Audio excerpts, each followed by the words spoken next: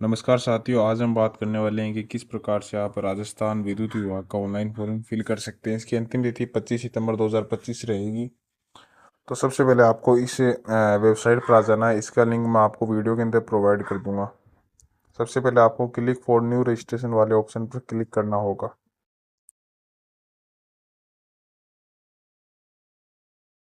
जैसे आप इसके ऊपर क्लिक करेंगे, आगे का पेज ओपन हो जाएगा।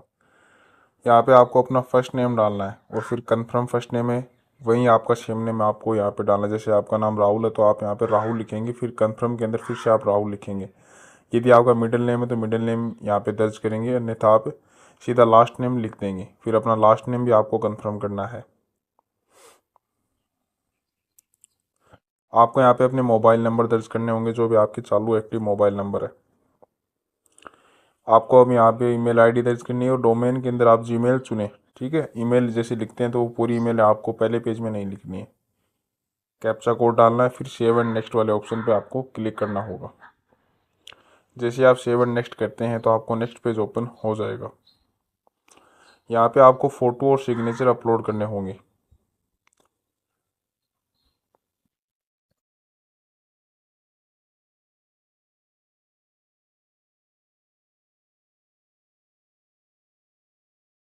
फ़ोटो और सिग्नेचर आपको अपलोड करने हैं, और ये जो क्लिक टू स्कैन वाला ऑप्शन है ना, ये आपके लाइव फ़ोटो लगेगी। तो इसको आपको क्लिक टू स्कैन वाले ऑप्शन पर क्लिक करना है और अपना का जो मोबाइल का कैमरा है ना, उसके माध्यम से आपको इसे स्कैन करना है। जैसे आप यहाँ पे स्कैन करते हैं ना, आपका कैमरा ओपन हो जाएगा और आपको वाइट बैकग्राउंड के अंदर अपनी फ़ोटो ले लेनी है। जैसे आप यहाँ फ़ोटो लेंगे ना, यहाँ की जो कैप्चर लाइव फ़ोटो ऑटोमेटिक यहाँ पे शो हो जाएगी, वरना आप रिफ्रेश भी कर सकते हैं। जैसे आप रिफ्रेश करेंगे वो यहाँ पे अपने आप ही शो हो जाएगी। कैमरा ओपन करना है या आप इसका स्क्रीनशॉट ले लो, फिर कैमरे के अंदर जाके ऑटोमेटिक लिंक आपको यहाँ पे ओपन हो जाएगी। एक मिनट, मैं भी अपनी लाइव फ़ोटो कैप्चर कर लेता हूँ, फिर आगे बढ़ते हैं वीडियो में।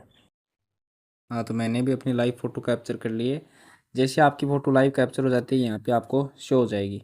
ठीक है, फिर लाइव फ़ोटो जैसे कैप्चर होती है तो आपको नीचे आना है। नीचे आने के बाद आपको सेव एंड नेक्स्ट वाले ऑप्शन पर क्लिक करना होगा। आपको चेक मार्क टिक करना है और नेक्स्ट वाले पेज पे क्लिक करना है। फिर आपको यहाँ पे आपको पोस्ट बतानी है, आप किस पोस्ट पे अप्लाई करना चाहते हैं। ठीक है, ये आप पोस्ट का चुनाव करेंगे। उसके बाद आप जो है किस ट्रेड के अंदर अप्लाई करना चाहते हैं, वो आप ट्रेड का चुनाव कर लेंगे। जिस ट्रेड से आपने आईटीआई कर रखी ना, फिर राजस्थान के अंदर आपने आईटीआई की थी या अदर स्टेट से आपने आईटीआई की, उसका चयन करेंगे।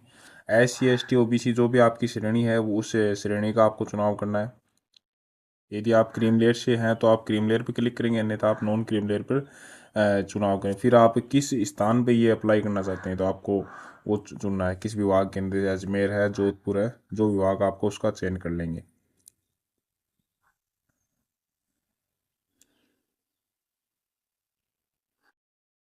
फिर आप कौन से स्टेट से ये अप्लाई कर रहे हैं उसके बारे में आपको यहाँ पे बताना होगा। अपना जाति प्रमाण पत्र है, उसका आपको सर्टिफिकेट नंबर जो होता है, आपका जो जाति प्रमाण पत्र उसकी फ़ोटो के नीचे सर्टिफिकेट नंबर होता है, आपको वो यहाँ पे डालना है। जाति प्रमाण पत्र आपका कब इशू हुआ उसकी डिटेल भी आपको यहाँ पे दर्ज करनी होगी। ठीक है, यदि EWS है तो आप EWS की नंबर डालेंगे, वरना आप यहाँ पे खाली छोड़ देंगे, EWS कैटेगरी से नहीं है तो। ठीक है, बाकी जो कॉलम है, जैसे कोई PWD कैटेगरी से तो आप येस का चुनाव करें, नो का चुनाव करें। थोड़ा सा पढ़े लिख के आप येस और नो का चुनाव अपनी योग्यता के अनुसार कर लेंगे। जैसे कोई फिजिकल हैंडीकेप्ड है तो आप येस करेंगे, वरना आप नो कर लेंगे। कोई एक्स सर्विसमैन है तो आप येस करेंगे, वरना नो कर लेंगे। अनमेरिड है तो अनमेरिड करेंगे, मेरिड है तो मेरिड करेंगे। कुछ जो चुनाव है वो आप अपनी योग्यता के अनुसार, समझ के अनुसार आप करेंगे। तो वीडियो के अंदर देखते रहिए, आगे बने रहिए। आप जेंडर का चुनाव करेंगे, मेल है या फीमेल, जो भी आपका जेंडर हो आप उसका चुनाव अवश्य करें। अनमेरिड है, मेरिड, उसका चयन कर लेंगे। आप पहले से अजमेर विद्युत विभाग के अंदर कार्यरत है तो आप यस करेंगे, वरना आप नो कर देंगे। तो ये कुछ प्रकार के ऑप्शन है, तो आप अपनी योग्यता के अनुसार इसे देखेंगे। ये छोड़ने का चुनाव बहुत ही ध्यानपूर्वक करना आपको।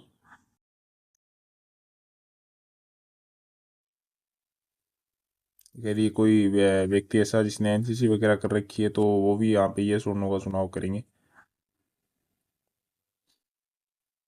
कोई स्पोर्ट्स पर्सन ऐसा है तो वो स्पोर्ट्स पर्सन के अंदर ये नो नो का चुनाव करेंगे।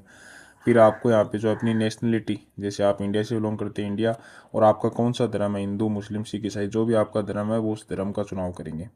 ठीक है। आधार कार्ड के नंबर आपको दर्ज करने होंगे, ये आप नंबर बहुत ही केयरफुली ध्यान से भरेंगे क्योंकि ये बहुत महत्वपूर्ण पॉइंट है।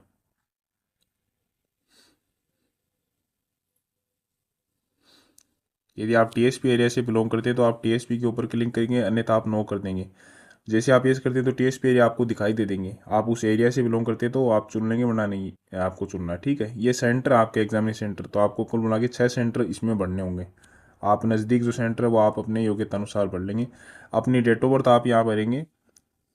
ठीक है। डेट ऑफ बर्थ भरने के बाद आप यदि जुड़वा भाई बहन है तो आप यस करेंगे, वरना नो कर दें। जुड़वा भाई बहन है तो ही करना, आपको यस वरना नहीं करना है। अपने पिताजी का नाम और अपनी माताजी का नाम आप यहाँ पे लिखेंगे। यदि आपकी पत्नी है तो आप पत्नी का नाम लिखेंगे, पत्नी की डेट ऑफ बर्थ भी लिखनी होगी, और यदि कोई लेडीज़ है तो वो अपने पति की डेट ऑफ बर्थ यहाँ पे लिखेगी। ठीक है। यदि आप जैसे मैरिड करते हैं तो बच्चों की जो डिटेल है वो भी आपको यहाँ पे देनी होगी कि बच्चों का जन्म कहाँ हुआ, उसका जो नाम है वो क्या है और उसकी डेट ऑफ बर्थ क्या है। तो ये आप अपनी समझ के अनुसार भरेंगे, जो आपकी योग्यता है उसके अनुसार। ठीक है। इसके बाद आपको अपने एड्रेस की डिटेल यहाँ पे भरनी होगी।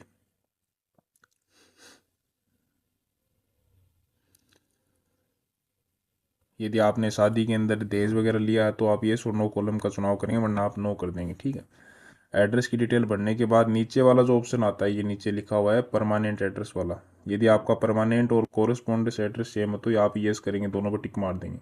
नीचे आपको परमानेंट एड्रेस पर टिक करना है, और जैसे आप वैलिडेट करेंगे तो आपकी डिटेल वैलिडेट होनी चाहिए। कोई एरर रहता है तो वो शो हो जाएगा, अन्यथा आप आगे वाले पेज के अंदर बढ़ जाएंगे। जैसे आप सेव एंड नेक्स्ट करते हैं तो आपको वहाँ पे क्वालिफिकेशन डिटेल आपको डालनी होगी।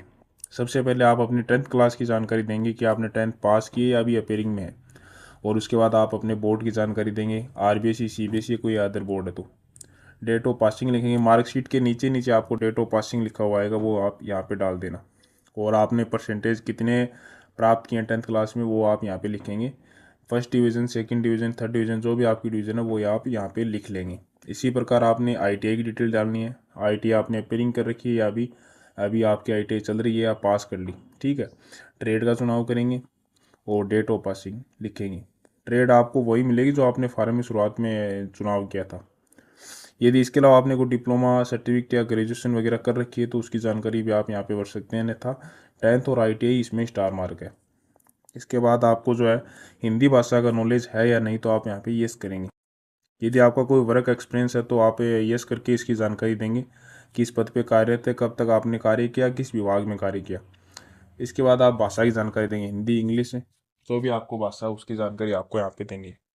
भाषा के अंदर आपको रीड, स्पीक और राइट तीनों के ऊपर क्लिक करना है। जैसे जानकारी आपको वैलिडेट करनी है, जानकारी वैलिडेट करनी है, उसके बाद सेव एंड नेक्स्ट करना है। तो इसके अंदर आपको लेफ्ट थंब इम्प्रेशन और हैंड डिक्लेरेशन नोट अपलोड करना होगा।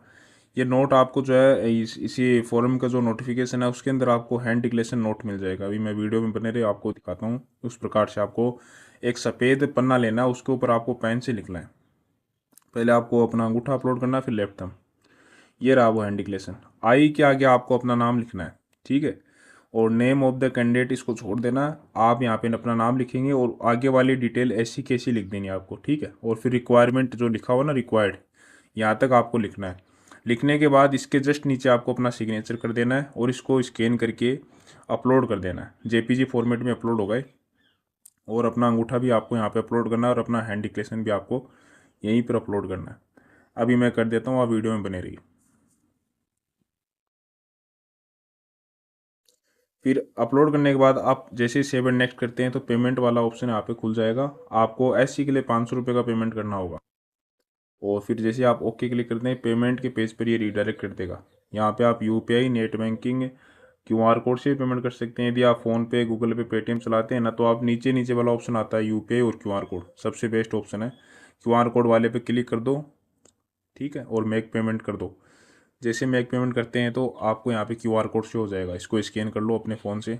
और यदि यूपीआई आईडी है तो आप यूपीआई आईडी डाल लो अपनी, तो सीधा पेमेंट आपके फ़ोनपे के अंदर खुल जाएगा। तो आज का वीडियो यही था। आप इस प्रकार से राजस्थान विद्युत विभाग का फॉर्म ऑनलाइन फिल कर सकते हैं। यदि कोई दिक्कत लगी तो आप कमेंट में बता सकते हैं।